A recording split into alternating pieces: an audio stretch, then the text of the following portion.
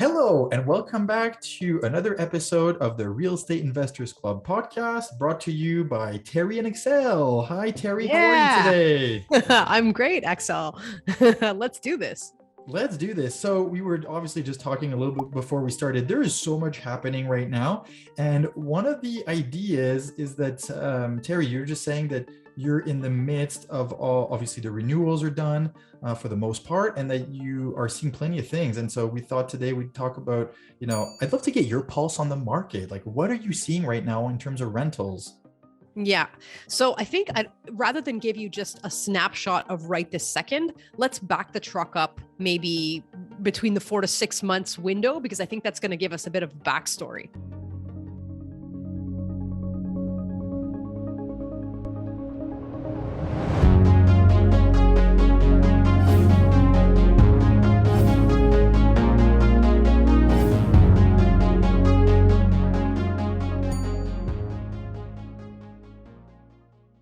And so if we look back in, like, let's say, October, November, December, usually that's the worst time of the year to have vacant units. And so basically I can give you the statistical version and I can give you the anecdotal version. So, Sure, I kind both. of, yeah. So, I mean, I follow some of the, the rental data pretty closely of what's going on in Montreal and then in some of the, like, Quebec submarkets. Mhm. And so basically through the last half of 2021, we were hovering a bit over 4% vacancy. So that's really pretty high. Yeah. And I guess, like, in my property management practice, what I observed is that, especially in the higher end units, that then ended up being problematic. And so, like, let's say Mhm. if I had a unit that was previously renting for 1450, 1500, like those rents actually like came down. So we Okay. were having to drop the price by, like, maybe $100, $150 a door just to get the unit rented. And, like, Mhm. some of that is a bit typical because, like, let's say November, December is usually a pretty bad time to have rentals, but, like, this was even worse. Yeah. And I would say it's not only like, what happens with pricing, it's also the quality of the tenants. And so what I noticed, like, on the back end of 2021 is that we had just a lot of bad files.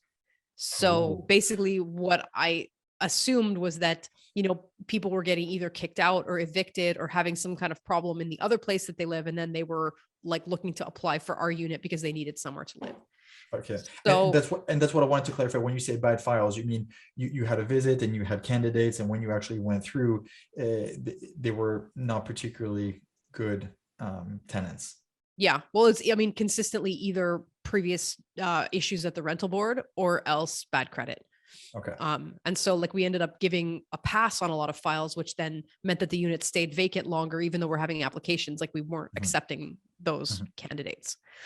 Um, and then I would say about December, the wind started to change a little bit. Okay. And, my interpretation of that anecdotally is that some of the immigration and foreign students have started to come back. And so I actually on the ground rented to, like, a few, new arrivals. The units that we had that were empty actually went to mostly to new arrivals looking for places.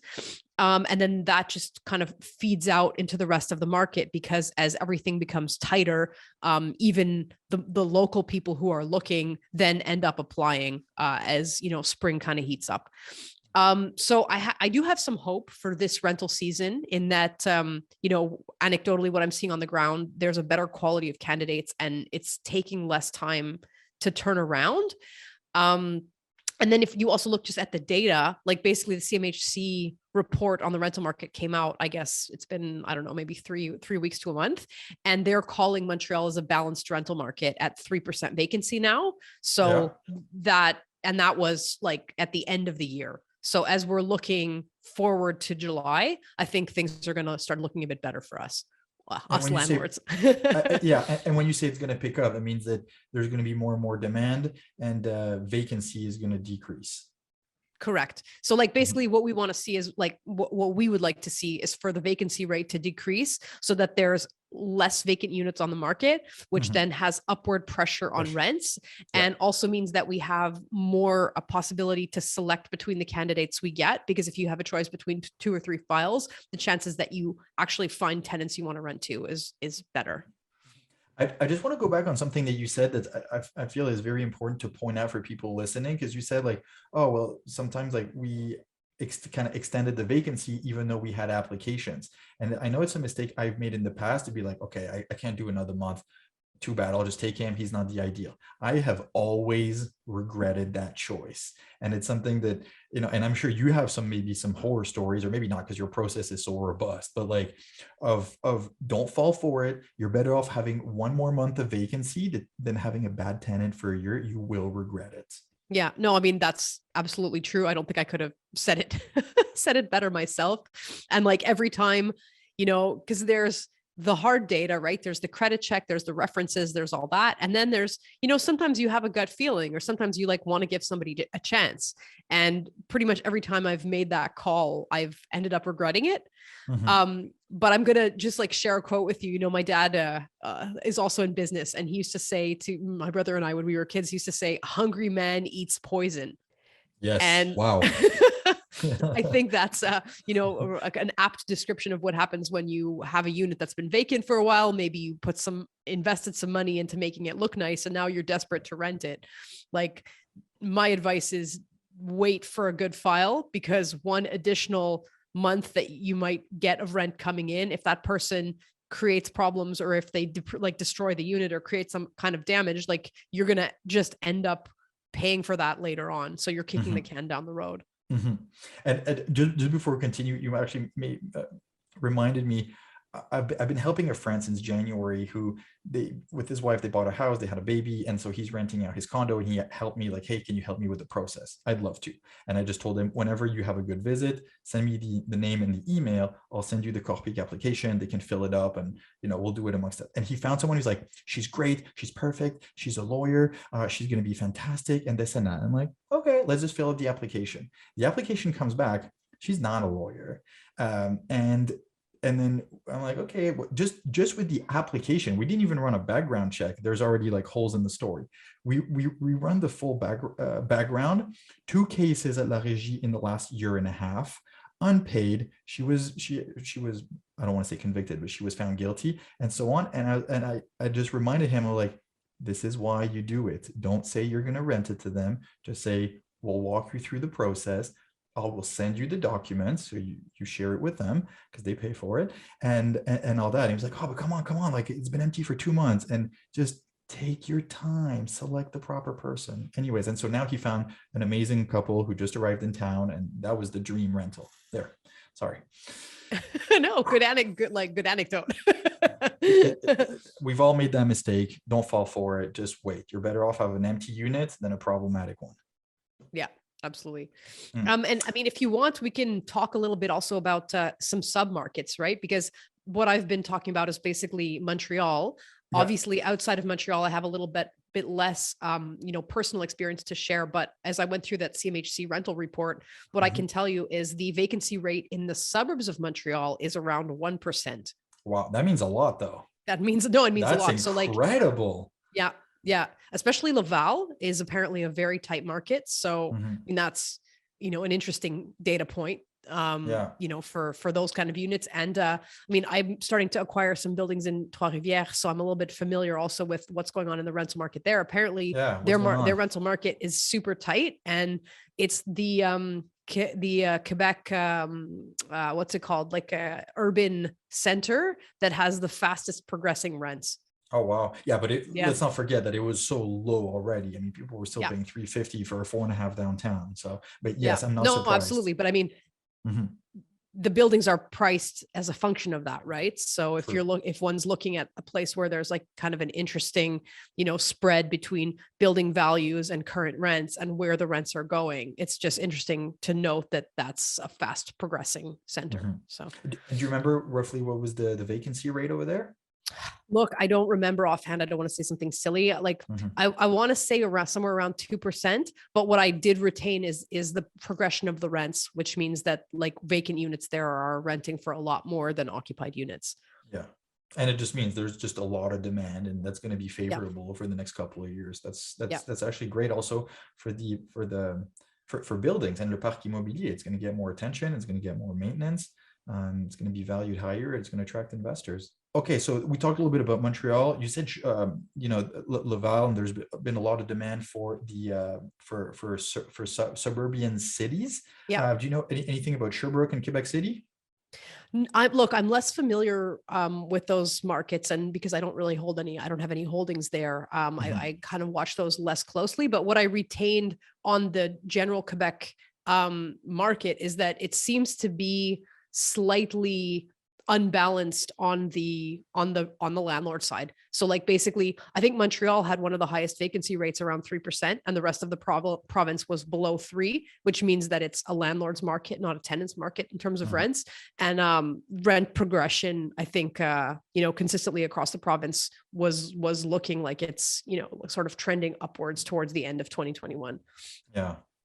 And enhance why also the importance of having immigration come back, because Yeah. often foreigners and new immigrants into town arriving in Quebec will come and settle in Montreal before they go somewhere else. So hopefully that will also help with some of the inventory that's on the market right now. I know I Yeah, but just it's, finished. Axel, like I think that's an assumption that we had a little while ago, right? Like to me, the assumption that immigrants automatically transition through Montreal, I don't think that's necessarily true anymore. Like I certainly know in Trois-Rivières, there's with the university and the CEGEP there is actually a base of foreigners coming in. And I've heard the same thing. I'm less familiar, but I've heard the same thing with Sherbrooke, that Okay. because of the universities there's also like a certain percentage of like particularly centering like around the universities, but then that attracts the people as students, and then they will often after that find work there, and then it Yeah. creates these communities that then like build on themselves, right? Because like a lot of immigrant communities, for example, like people from Maghreb, or even like some African or Latino communities, like where there is a small center that then Yeah. tends to attract other people who join that community, basically. Yeah, no, that's a very good point. It's true. I kind of make that assumption that people first come and settle in Montreal and then they'll go somewhere else, but maybe it's not valid anymore. It'd be Yeah. interesting to look at the stats on that. And then we talked about the different markets, like geographically. Do you see anything happening with regards to markets in terms of asset class, like 1 bedrooms, 2 bedrooms, 3 bedrooms? Like, what do you get a lot of demand for right now? Yeah, well, I mean, I wouldn't necessarily be able to separate it out by size of unit, but I would separate it out by low end, middle end, high end. And I'm also like familiar, like by cutting through, like how could I say, by like cross-referencing some of the other statistics, what I'm able to see is that vacancy rates are higher the higher up the market you get. Yeah. So for example, condos, units that are, let's say, priced over $1,200, like even just anecdotally at our agency, we're seeing like not very much demand for those units, but are units that are considered to be affordable. So let's say in the $1,000 and under range, like we don't have issues renting those. Like those things are going. We have a constant stream of visitors, whereas the the more expensive units we're trying to drum up interest, but it's not the interest is not there necessarily. No, definitely. And so someone recently told me, like, no, I saw the real estate market. It's prices are coming down. I was like, what are you talking about? It's like, yeah, I saw a house listed in Westmount and it went from 5 million to 4.5. And I was like, that's not representative of the market. Forget it. But as you said, like, I'm not surprised. The very high end right now is might be a little bit under the weather. Yeah, but I mean, it's not just it being under the weather. It's that there is so again, like I said, I like to kind of cross-reference my statistics. It's that like bit with the new builds that have happened and the shifts within what types of units are even in existence. And let's not even talk about being available.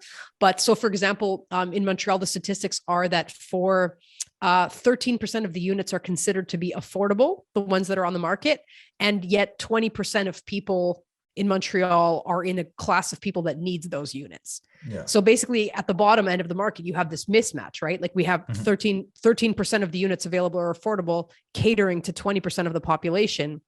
If there's this mismatch at the bottom, there's a mismatch at the top that's the opposite, right? So we have expensive units with a smaller percentage of people. And so like basically the vacancy rates across those different asset classes are not the same, right? So you're going to have lower vacancy rates at the bottom end of the market and higher vacancy rates at the higher end. Mm-hmm. Wow, it's a really good point. Yeah, and and you've been able to see those stats from the business and from the demand you're getting. Well, so basically, like how could I say, I like to play amateur economist, right? And so like anytime there's any kind of, rental data or reporting that comes out, I'm all over that. The Mm-hmm. CMHC rental market report is obviously a great, a great source of that information, but there's also, rentals.ca. Yeah, I think I think there's even another website that I'm not going to remember now, comes out with their own rental statistics. And so if you kind of read those reports together and then cross-reference the statistics, you're able to put together that portrait of what's going on, right? By looking at what's happening in different market segments. And like, for example, you take the data from rentals.ca, like rentals.ca skews very high. So they don't say anything, like people don't tend to advertise low end units on that site. It's that's more a of a good high point. end Creates a site. bias. Yeah. Exactly. And so it's going to show you like more of what's the vacancy rate that they're aware of in the high segment and what are the average rent prices there. Mm-hmm. And I've looked at the rentals.ca report, and I find it's really good to kind of put Montreal and Quebec on the Canadian playing field, Yeah. but it doesn't really drill down at the provincial level or the city level. It just kind of helps to see like, how does Montreal gauge versus some other large cities in the country. Yeah, well, that's where the CMHC data is very interesting, because it's like whatever 100-page report, and it goes through really like most of the urban centers, and you're gonna be able to like see a more fine-grained like look at some of that data. Mm-hmm. And of course, we encourage you all to go find those reports, educate yourself on the rentals that you have. So as Terrie, what do you suggest that they use in terms of getting some information on rentals? Well, I mean, those two sources are pretty good. Obviously, I don't want to, don't want to toot our own horn, but I think the resource of the podcast or like some of the other stuff, we tend to digest some of that stuff and then spit it out again. But definitely, if you're looking at like a bigger analysis, go download the CMHC report, go on rentals.ca, and that's going to give you sort of an overview. And like what I find really interesting is that the journalists are so often wrong. Like, I don't know what they base themselves on, but if you see an article in La Presse or the Gazette or like Bloomberg or whatever it is, I don't know if it's because they're referencing Toronto. I don't know if it's because they're pulling, the data out of their minds as opposed to what's actually happening. But very often, like I still read like a lot of articles that talk about la crise du logement à Montréal. Yeah. Like Yeah. there's not a crise du logement. A 3% vacancy rate is a balanced rental market. If you want to talk about the fact that there's not enough affordable housing, like then you can have that conversation. Yeah. But like it's on a very specific segment of the rental market. And so like, it's just, don't refer to La Presse or whatever's written like in sort of the more conventional media. Go find the data yourself, because something with the reporting is not doing the cross-checking that should be done. So I couldn't agree more with you. And all I'm going to say is that let's not forget that this fall we had a local election, and it was very favorable to talk about this for the different parties. And that's all I'm going to say. Now, on this wonderful note, thank you everyone for listening in. Please share it with a friend, subscribe, send us some feedback. Often with Terrie, we meet and to discuss planning our future episodes, and we'd love to get some questions from you. So don't hesitate to reach out to either Terrie and I, and we'll make sure to answer those questions in future episodes. In the meantime, thank you very much. Terrie, last word of wisdom? No, I don't have anything for today. That's all. Okay. All right. Well, thank you everyone very much, and we will talk to you again next week. Ciao, ciao. Thank you. Bye-bye.